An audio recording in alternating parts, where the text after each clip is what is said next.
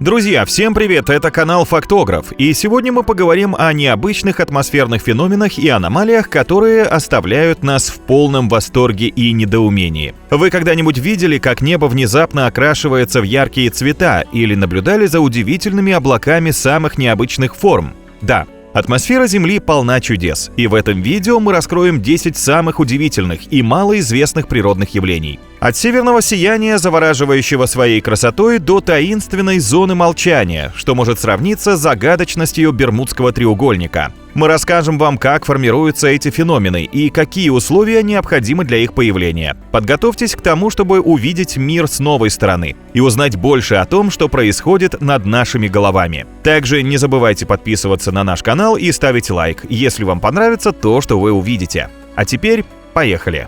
Огни Святого Эльма. В грозовую погоду в некоторых областях земного шара можно наблюдать интересное природное явление – мерцающее голубоватое сияние вокруг островерхих предметов. Скопление света видят моряки над мачтами кораблей, альпинисты на скалистых вершинах и даже замечают пассажиры самолетов на обшивке лайнеров. Иногда это полупрозрачные блики, но бывает, что образуется ровное свечение в виде короны. Такие блуждающие капельки света называются огнями Святого Эльма. Фантастическое, загадочное, но вполне реальное природное явление. Мы сейчас попробуем объяснить с научной точки зрения. Хотя нет, давайте сначала поговорим о мистике. Древние римляне и греки связывали его с мифологическими близнецами Паллуксом и Кастором. Братья были сыновьями Зевса, даровавшего им бессмертие и превратившего их в созвездие близнецов. Именно эти звезды первыми видели мореплаватели после шторма, а следом уже появлялось таинственное свечение. В средние века эти огни связывали с именем святого Эльма или Эразма, покровителя моряков в католицизме. Морякам их появление сулило надежду на успех, а во время опасности и на спасение. Более приземленная версия гласит, что такое название явления прижилось потому, что в грозу часто сиял шпиль собора святого Эльма в Германии. Но на самом деле причина образования огней святого Эльма – сильная наэлектризованность атмосферы, не менее 100 тысяч вольт на 1 метр. Чаще всего явление проявляет себя во время грозы, зимой во время метели, а также во время морского шторма. В горах и в море явление встречается часто, а на равнине очень редко. Чтобы увидеть свечение, нужно находиться там, где облака расположены близко к Земле. Лентикулярные облака. Название лентикулярное происходит от латинского слова lenticularis, что означает линзовидный или в форме линзы. Так, лентикулярные облака отличаются гладкими овальными контурами и неподвижностью. Это очень редкое, потрясающе красивое природное явление. Несмотря на свое название, форма лентикулярных облаков часто выходит за рамки простой линзы. Облако может напоминать стопку компакт-дисков или круглый слоеный торт, а может принять вид одинокой тарелки фрисби. Также люди, впервые увидевшие настолько необычные облака, очень часто принимают их за неопознанные летающие объекты. И ведь действительно, подобная форма облака чем-то напоминает инопланетный корабль. Но как они появляются? Лентикулярные облака формируются на высоте от 2 до 15 километров, чаще всего на уровне тропосферы. Основной причиной их образования является так называемое волновое движение воздуха. Когда ветер встречает на своем пути препятствие, например, гору, он вынужден подниматься вверх. Воздух, поднявшийся над горой, охлаждается, что приводит к конденсации влаги и образованию облаков. В таких условиях облако принимает лентикулярную форму, отражающую стабильную циркуляцию воздуха в этой зоне. Образно говоря, лентикулярные облака нависают над вершинами. Они не перемещаются по небу, а просто неподвижно стоят над возвышением. Даже сильный ветер не может сдвинуть такое облако с одного участка неба на другой. Это своего рода чудо природы, увидеть которое стоит хотя бы раз в жизни. Скрип Земли. Скрип Земли, гул Земли – так называют это явление очевидцы. Существует множество видеозаписей, снятых людьми в горах во время турпоходов или вовсе из окон домов посреди ночи. То, что вы сейчас слышите на видео – разновидность звуковой аномалии, зафиксированной в разных точках мира. Этот звук хорошо записывает аудиоаппаратура и слышит большинство людей. Согласитесь, весьма мистические. Первые случаи появления шумов неопределенного происхождения были зарегистрированы еще в XIX веке. Но современная история этого феномена началась в 1970-х, когда некоторая часть жителей британского города Бристоль стала замечать низкочастотный гул. Кому-то гул похож на вой зверя, кто-то сравнивает его с криками из ада, кто-то и вовсе верит в то, что звук инопланетный. Но давайте рассмотрим более реалистичные варианты. Как вы знаете, в недрах Земли постоянно происходят различные процессы. Движение потоков магмы, смещение литосферных плит. Обычно человеческий слух не может расслышать этот звук, так как он очень тихий. Однако звук может усиливаться в момент землетрясений или перед ними. Хотя тут немного не сходится. Землетрясения длятся недолго, а стон Земли может продолжаться длительное время. Многие верят в то, что источником шума является радиооборудование. В 70-х это была радионавигационная система LORAN, предшественник GPS. А теперь речь идет о системе для изучения ионосферы HAARP, которая является одним из главных фигурантов большого количества других теорий заговора. Еще кто-то видит здесь так называемый эффект Фрея, эффект, заключающийся в слуховом восприятии микроволнового излучения. Эту теорию поддерживает тот факт, что во многих местах появления гула регистрировались аномалии в поведении животных, реагирующих на изменения электромагнитного поля Земли. Часть ученых считает, что гул может быть объяснен микросейсмической активностью, вызванной волнами в океане. И, наконец, есть мнение, что большая часть таких явлений имеет техногенное происхождение. Ведь многие из городов, в которых слышен гул, индустриальные центры своих регионов. Кому верить? Неясно. Ведь единого международного гула не существует. Каждую ситуацию нужно рассматривать отдельно. И лишь тогда, возможно, найдется правильное объяснение. Зона тишины. Мексика. Казалось бы, что может сравниться с загадочностью Бермудского треугольника, египетских пирамид или буддийских горных храмов. Однако в Северной Америке есть также свои неразгаданные тайны, одной из которых является мексиканская зона тишины. Зона тишины или зона молчания – удивительное место в центре Мексики, названное так из-за необъяснимой пока способности этой зоны глушить радиоэфир. Да что там радио? Согласно отчетам, здесь, кажется, ничего не работает должным образом. Останавливаются часы, радио выходит из строя, а компас выходит из-под контроля. Почему? Ученые не смогли понять. Аномальная зона находится на границе 3 мексиканских штатов – Дуранго, Чиуауа и Коауила, на высоте 2000 метров над уровнем моря. Она представляет собой плоскую, унылую равнину, на которой лишь изредка встречаются колючие кустики и кактусы. Зато в изобилии водятся ядовитые змеи. Но даже в 50 километрах отсюда, в небольшом городке Сибальес, не работают телевизоры, а радиоприемники еле звучат.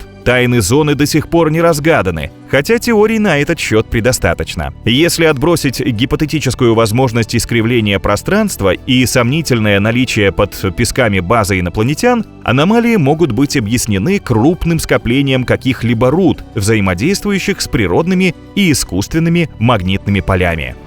Снег в пустыне. 27 июня 2025 года жители северного Чили стали свидетелями редкого природного явления. Пустыню Атакама покрыл снег. Снегопад накрыл Центр технической поддержки обсерватории Алма, расположенный на высоте 2900 метров над уровнем моря, более чем в 1700 километрах от столицы Чили Сантьяго. Снег в Атакаме, которую считают самым засушливым местом на планете, большая редкость.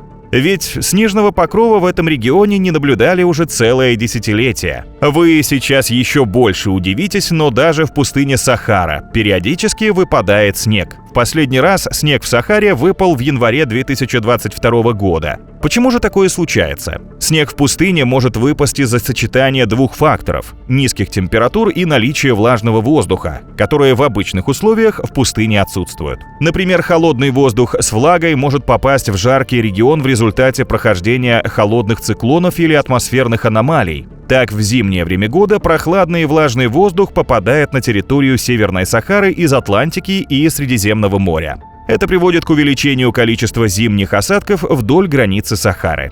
Если же говорить о пустыне Атакама, то этот редкий снегопад может быть напрямую связан с глобальным потеплением. Как бы там ни было, но снег в пустыне – очередное напоминание, насколько непредсказуемой может быть природа. Атмосферная рефракция. Атмосферная рефракция – это преломление в атмосфере планеты световых лучей, приходящих из космоса от Солнца, Луны, звезд или планет. Всем же вам знакома картина как бы сломанной чайной ложечки в стакане с водой. Точно так же преломляются световые лучи, попадая из безвоздушного космического пространства в атмосферу Земли.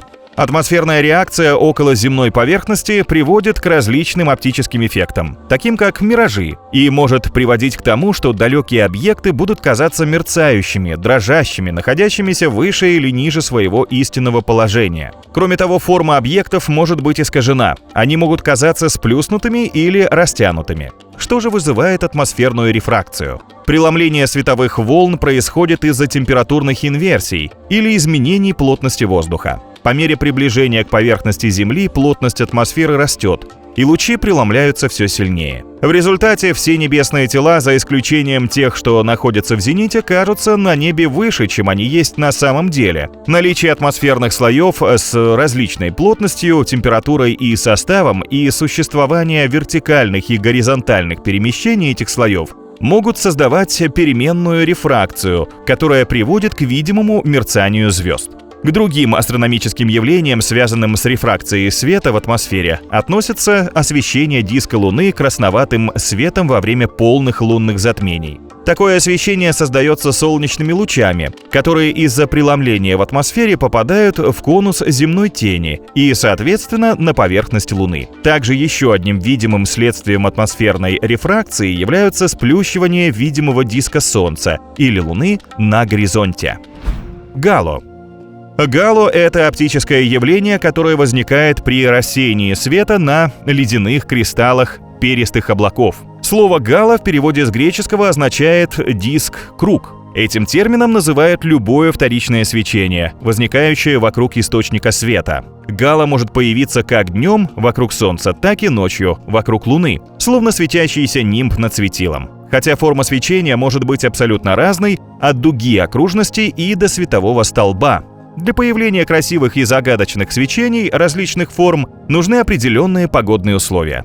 Чаще всего гало возникает в морозную погоду при повышенной влажности и у Земли, и в верхних слоях тропосферы, 50 километрах над поверхностью Земли. В парящих микрокристаллах льда преломляются лучи Солнца, отражаясь от граней и складываясь на спектр. В итоге образуется световой круг. Ну чем не волшебство? Возможно, вам кажется, что гало похоже на радугу, но между ними есть несколько отличий. Радуга появляется из-за преломления света в каплях воды. У них простая форма и всегда одна и та же ориентация в пространстве. Кристаллики льда же, благодаря которым мы наблюдаем гало, за счет сложных форм и хаотичного движения могут быть ориентированы как угодно. Если вам когда-то посчастливится понаблюдать за этим атмосферным явлением, то помните, что нужно пользоваться солнцезащитными очками, иначе можно повредить глаза. А чтобы сфотографировать эффект гало, надо прикрыть Солнце любым предметом, иначе снимки будут нечеткими. Небесная дыра и ледяная пыль. В январе-феврале 2024 года пользователи соцсетей публиковали фото и видео необычного явления в небе над Мексиканским заливом у западного побережья Флориды. При взгляде снизу казалось, что словно кто-то ножницами аккуратно вырезал большие круги из плотных облаков, сквозь которые видно чистое небо.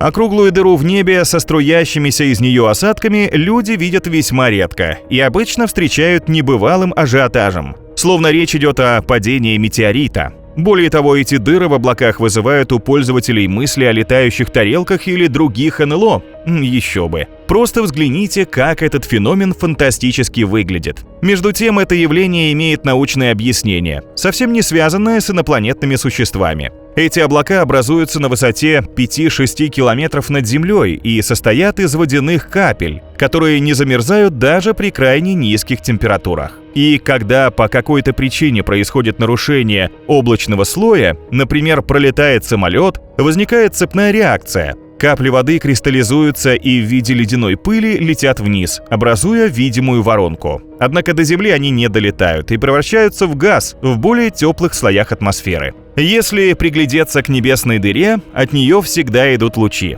Возможно, наши предки когда-то увидели похожие явления, и оно вдохновило их на множество произведений искусства в религиозной живописи. Северное сияние. Мечтали ли вы когда-то увидеть северное сияние? Ведь такой вид оставляет впечатление на всю жизнь. В погоне за этим явлением многие отправляются за полярный круг. Но как оно возникает? Северное сияние – это оптическое явление, при котором верхний слой атмосферы планеты светится зелеными, красными, желтыми, синими и фиолетовыми цветами. В южном полушарии, например, в Австралии, тоже можно увидеть это явление, и его называют южным сиянием. Поэтому северное сияние правильнее называть полярными, ведь наблюдаются они в районе северного и южного магнитных полюсов Земли. С северным сиянием связано множество мифов и легенд. Викинги верили, что это блеск небесного чертога, куда попадают павшие в бою воины. Исландцы думали, что на небе танцуют эльфы. А согласно финским поверьям, северное сияние появляется, когда волшебные лисицы поднимают в небо снег. Поэтому и называется это явление лисьими огнями. На самом деле северное сияние возникает после вспышек на Солнце, когда оно выбрасывает в космос большое количество протонов и электронов. Спустя 30-50 часов в окрестностях Земли появляется облако этих заряженных частиц. Магнитное поле планеты заставляет их сворачивать с прямого пути и двигаться вдоль силовых линий поля. Этот путь ведет либо к северному магнитному полюсу, либо к южному. А оттенок сияния зависит от того, с каким газом сталкивается солнечный ветер. Кислород дает зеленый и красный свет, азот – фиолетовый и синий. И хотя кажется, что всполохи света находятся непосредственно над головой, они появляются на высоте 100-300 километров. Молнии Кататумба. В Венесуэле расположено озеро Маракайбо, самое большое во всей Южной Америке и одно из древнейших на планете. Озеро питает множество рек, но там, где впадает река Кататумба, крупнейшая из них, происходит удивительное явление. Здесь практически непрерывно сверкают молнии. В час молнии вспыхивает до 280 раз и до 20 тысяч за ночь. В сумме получается около 1,2 миллиона разрядов в год. Число грозовых дождей за весь год варьируется от 70 до 200. Молнии отличаются и своей длительностью. Они могут продолжаться несколько часов без перерыва. Почему же их здесь так много? Благодаря уникальному сочетанию климатических факторов. Озеро Маракайбо окружено горами, создающими замкнутую атмосферную систему. Образованные на озере облака поднимаются в верхние слои атмосферы и там сталкиваются с сильными воздушными потоками санд, что и может быть причиной возникновения многочисленных молний.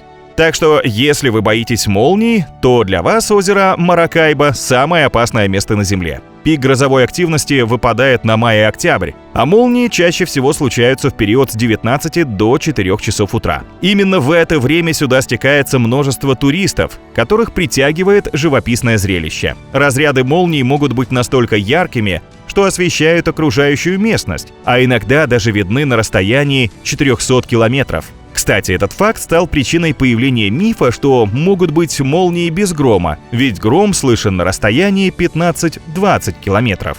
Друзья, какая атмосферная аномалия произвела на вас наибольшее впечатление? Какой феномен вы мечтаете увидеть вживую? Делитесь в комментариях. А на этом у нас все. Спасибо вам за просмотр.